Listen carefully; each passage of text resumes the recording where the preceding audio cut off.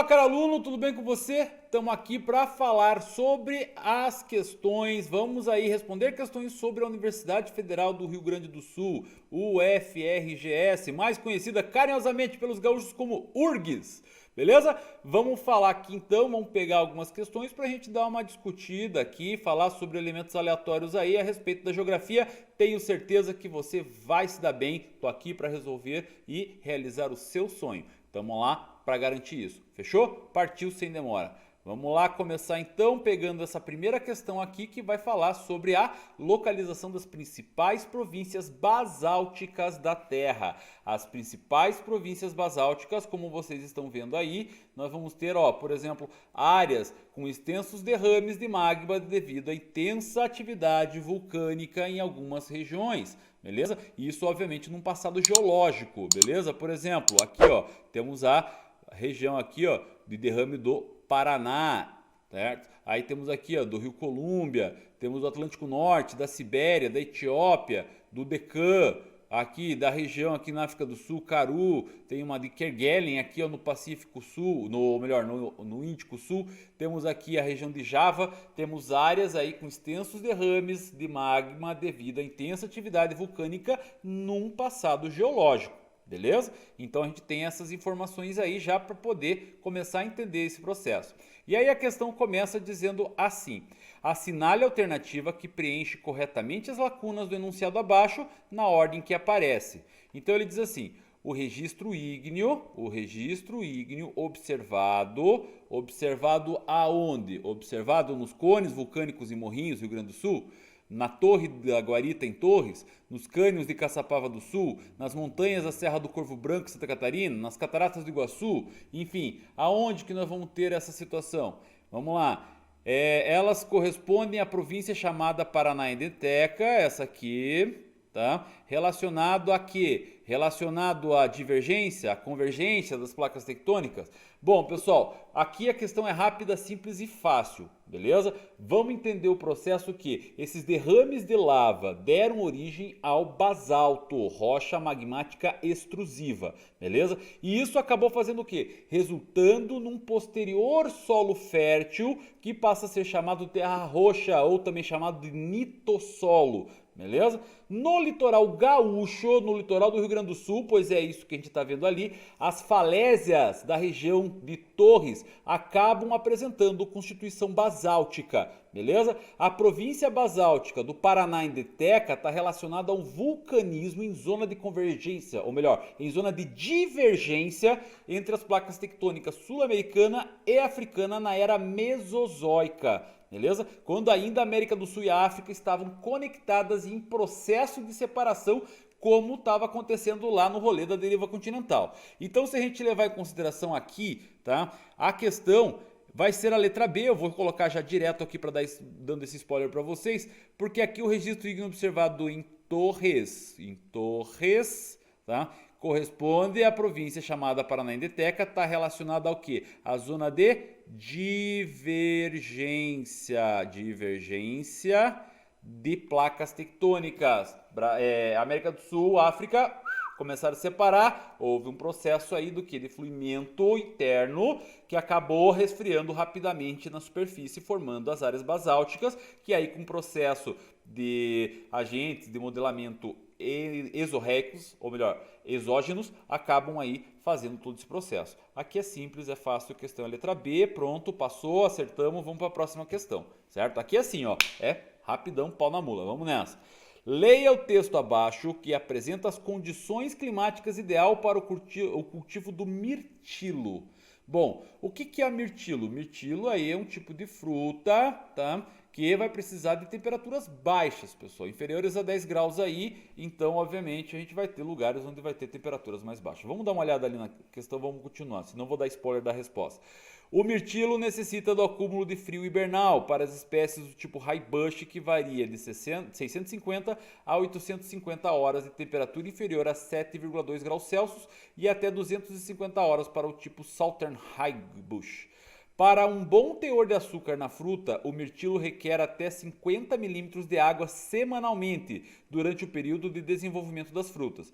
O tipo Rabbitei Entretanto, apesar das raízes superficiais, é capaz de sobreviver a períodos de seca, devido às características adaptativas como resistência estomatal, estômato lá da célula da folha, e ao consequente uso eficiente de água. O crescimento e a produção do mirtilo são considerados diretamente proporcionais ao teor de matéria orgânica do solo. Então, aqui já tem um fator, ó. Crescimento e produção do mirtilo são consideradas áreas diretamente proporcionais ao teor de matéria orgânica. Então, vamos lá. Temos aí, ó, da Embrapa, obviamente aí é um texto de agronomia, e ele está dizendo assim: a partir da leitura do texto e da observação do mapa, assinale a alternativa que apresenta o lugar com as condições mais próximas do ideal para o cultivo do mirtilo raibush. Tá, vamos lá. Vamos levar em consideração aqui. Vou fazer de trás para frente, você já deve ter imaginado por quê, né? Letra E, Juazeiro, Bahia. O que nós vamos ter? Juazeiro, Bahia vai estar mais ou menos por aqui, tá? Então o que a gente vai ter? Vamos ter uma área de clima tropical. E clima tropical tem temperaturas altas o ano inteiro. Então o que vai acontecer? Não vai ter características para a produção de mirtilo em Juazeiro. Desconsideramos Juazeiro. Palmas, Tocantins. Tá aqui, ó, clima tropical típico. Vai ter áreas de épocas de seca, épocas de produção aí de chuvas, mas vai ter temperaturas constantes aí o ano todo. Também clima tropical, esquece Palmas. Barreto, São Paulo, clima tropical de altitude, formação aí de áreas de terreno sedimentar. Então não vai ter aí uma situação bastante interessante, nem de temperatura suficiente, nem de quantidade de chuva suficiente para isso. Nesse caso, Barretos a gente desconsidera. Manaus então nem se fala, né, gente? Porque vai ter chuva pra caramba, temperaturas altas constantes, então a gente vai desconsiderar Manaus. A única que vai ter condições aqui para produção é de Pelotas, beleza? Por quê? Porque o cultivo do mirtilo raibush precisa de temperaturas baixas, como está dizendo o texto, inferiores a 10 graus. E bons índices pluviométricos, que vai acontecer num clima subtropical. Como, por exemplo, aí o único de clima subtropical é a cidade de Pelotas, no Rio Grande do Sul, na porção norte do Rio Grande do Sul. É o que mais se aproxima das condições para produção, para cultura, para o desenvolvimento aí do mirtilo. Beleza? Nesse caso, então, a resposta aqui é a letra A. Partimos para a próxima questão. Passei uma, voltando aqui. Vamos falar de áreas de urbanização, processo de urbanização e, consequentemente, problemas ambientais urbanos. Beleza? Vamos lá. O perfil dos municípios brasileiros em 2017, divulgado pelo IBGE, indica que, dos municípios com mais de 500 mil habitantes, 93 foram atingidos por alagamento e 62% por deslizamentos.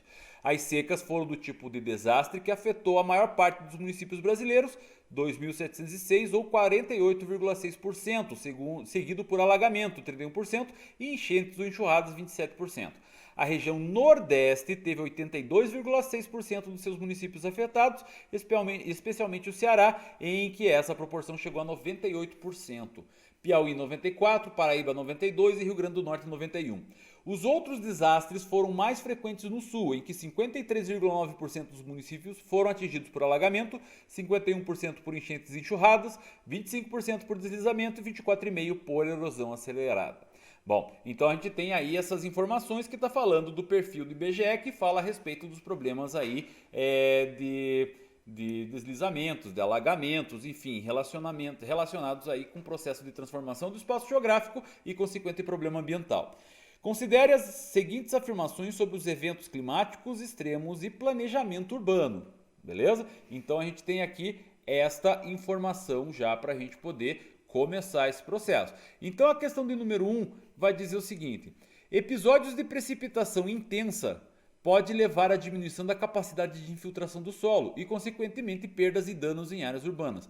Quanto mais precipitação, quanto mais chuva tiver, vai fazer o quê? Vai ficar com o solo encharcado. O solo vai saturar de água, vai saturar de quantidade de líquido aí, de umidade, e vai fazer o quê? Não vai ter condição mais de chupar toda essa água, de fazer a percolação. O que vai acontecer? Vai começar aí o escoamento e, obviamente, vai gerar aí escoamento superficial, erosão e danos aí em áreas urbanas, principalmente próximo desse lugar. A questão 1 aqui é certa, beleza? Então, o que a gente pode ter? Podemos ter a A, podemos ter a D e podemos ter a E.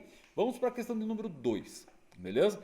As secas independem do quantitativo pluviométrico e do armazenamento de água disponível superficial e subsuperficialmente, pois são reflexo do desajuste entre consumo e disponibilidade. Não. além de ter também desajuste entre consumo e disponibilidade, na verdade, a questão aí ela é agravada também devido a processos principalmente naturais, certo? Então, lugares, por exemplo, onde temos aí áreas de clima tropical, onde tem uma estação seca, uma estação chuvosa, pode acontecer uma época em que essas áreas aí de armazenamento de água seja escoada. Claro, estamos utilizando mais? Estamos utilizando mais. Porém, nós temos esse fator que é um fator natural, beleza? A questão 2 está errada. Então, se a gente levar em consideração, aqui a gente já mata a questão. Por quê? Porque a letra E está dizendo que a 2 está certa e a D também está dizendo que a 2 está certa. Então, só sobrou a letra A. A resposta certa, nesse caso, é a letra A. Mas vamos ver o número 3 ali para entender o porquê que está errado. As cidades com maior concentração de áreas verdes, por diminuírem a velocidade do vento e reterem a umidade do ar, propiciam melhores condições urbanas para a ilha de calor.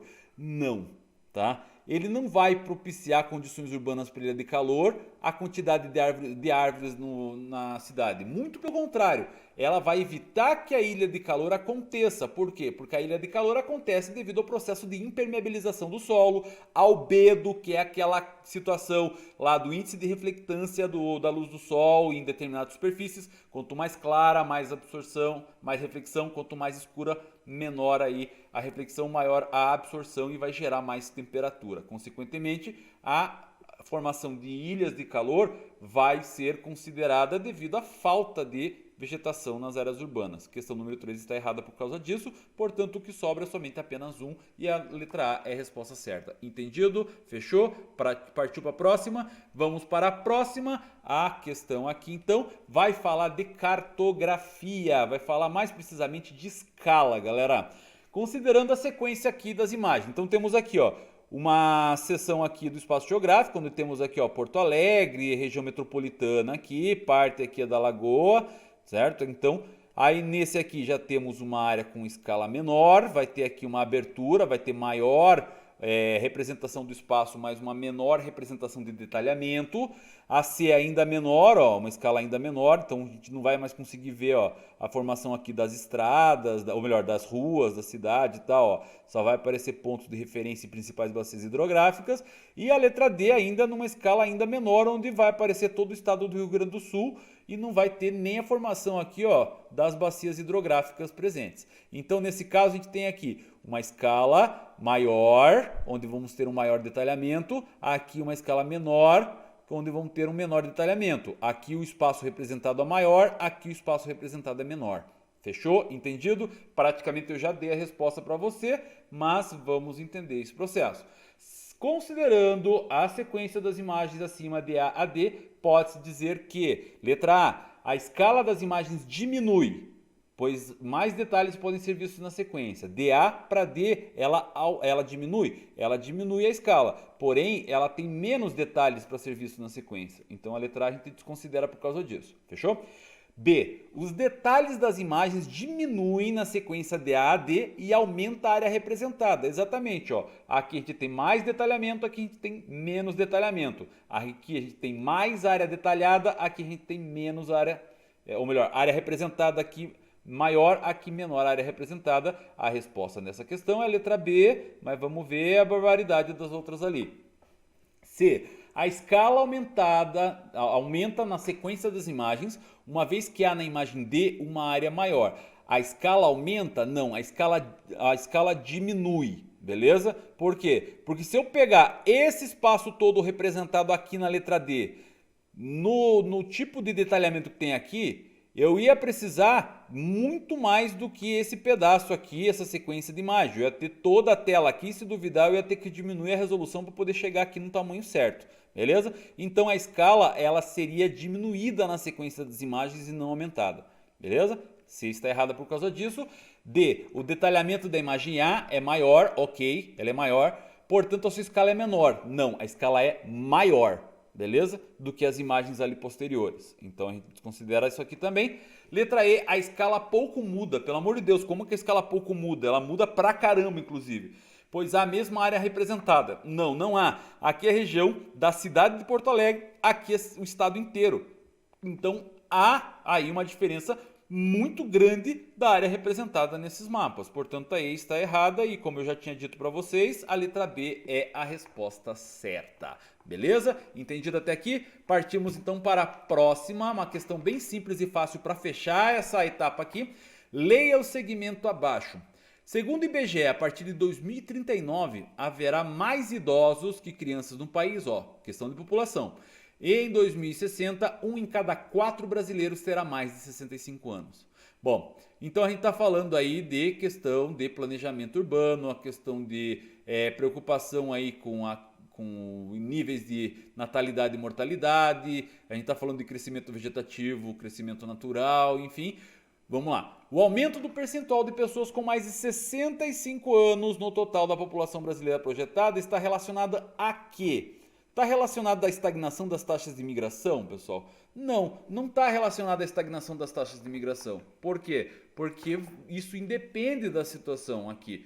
Nesse caso, fatores, por exemplo, de entrada de imigrantes, isso não vai fazer tanta diferença nesse caso. Agora, a letra A, então, nesse caso está errada, vamos ver a letra B. Está relacionado, então, ao aumento da mortalidade infantil? Bom, mortalidade infantil, gente, é um dado, é um indicador socioeconômico, ele não é um indicador demográfico, beleza? Apesar de fazer contagem, o aumento de mortalidade infantil não é um dado utilizado para perceber aumento e diminuição de população, tá? Ele é um dado socioeconômico, para medir o nível de desenvolvimento e qualidade de vida da população. Nesse caso, a letra B a gente desconsidera por causa disso. O aumento do percentual de pessoas está relacionado ao aumento das taxas de fecundidade? Não, certo? Nesse caso, o aumento do percentual ele seria aí relacionado à diminuição da taxa de fecundidade, que é o número de filhos para cada mulher em idade reprodutiva, que aí, segundo convenção, segundo aí forma de coleta de informações do IBGE, é entre 15 e 45 anos. Beleza? Questão número 6 está errada. Letra D.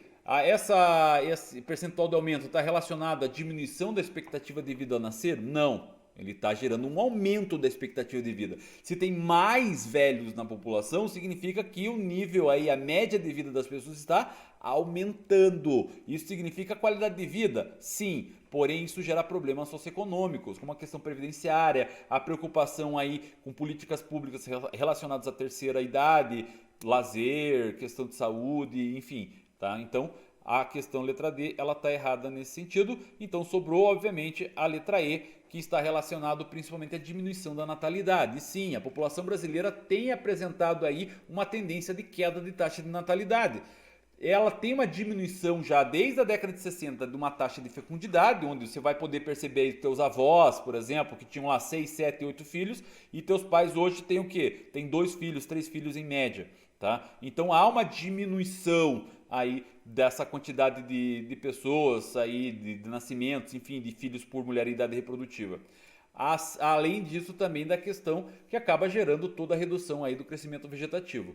Dessa maneira, o percentual de jovens acaba diminuindo e, contrapartida, acaba fazendo o quê? Uma elevação da população adulta e um aumento percentual da terceira idade devido ao aumento da expectativa de vida, certo? As mudanças, elas estão relacionadas a várias coisas, como a urbanização, a melhoria aí dos acessos ao sistema de saúde e educação, a emancipação feminina, que fez com que as mulheres, se fossem para o mercado de trabalho, não ficassem aí à mercê do machismo e ficando aí em casa cuidando de filho, então tinha tantos filhos que podia ir, e hoje em dia a mulher trabalha, tem mais liberdade, tem mais independência, acaba também tendo aí a sua forma de pensamento. Meu corpo, minhas regras, eu tenho quantos filhos eu acho que eu tenho que ter e acabou, certo?